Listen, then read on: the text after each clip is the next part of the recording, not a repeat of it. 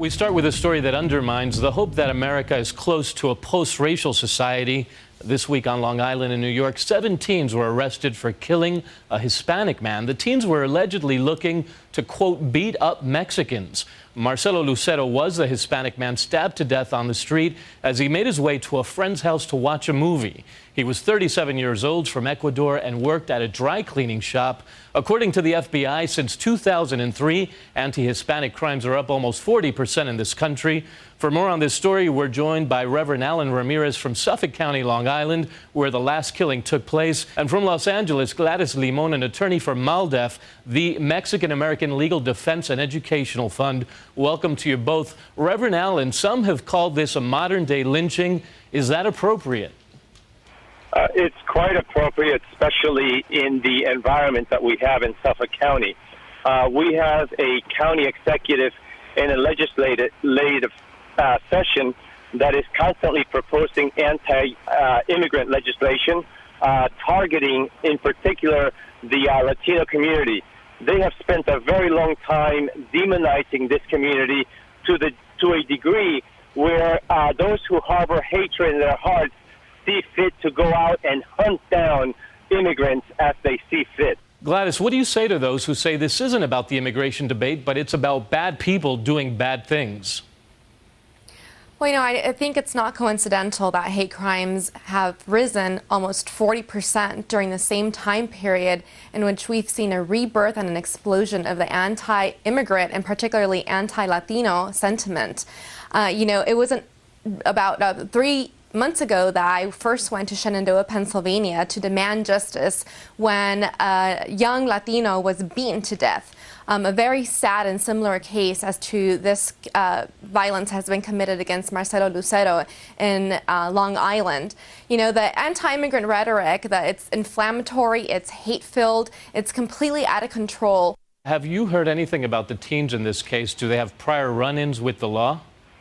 Well, one of these young men was involved in another incident where a person of different ethnic background was killed, and he was out awaiting sentencing.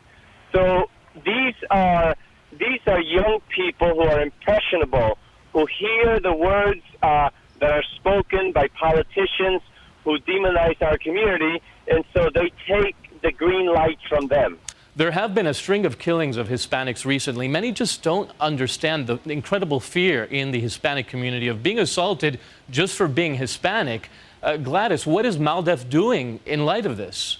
Well, we're working on this every day, at a national level, state and local level. In Shenandoah, I've been there. We've been working with the local community to build grassroots leadership to address that fear. And what we need is more media attention.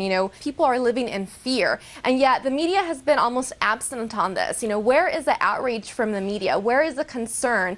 The media has been part of the problem in demonizing and criminalizing immigrants, and particularly Latino immigrants. And so it seems that they've decided that immigrants aren't very popular, not very sympathetic, so they've decided to just stay silent on this. That's a point well taken, Gladys. Exclusiva has a Facebook page, and we have some comments there, including one from David, who says no other than Hispanic journalists are interested in reporting how the vitriol against immigrants has become so toxic that people barely acknowledge modern-day lynching. So, Reverend, do you believe this story is underreported as well? Absolutely, without question. The New York Times has yet to write a single word about this story. Newsday serves as a mouthpiece. Most of the time, they simply write the whatever press releases the county executive, who is anti-immigrant, puts out, and that is something that we have a problem with. Reverend, what's going to happen on Long Island? Are there any vigils planned? Are there going to any protests taking place?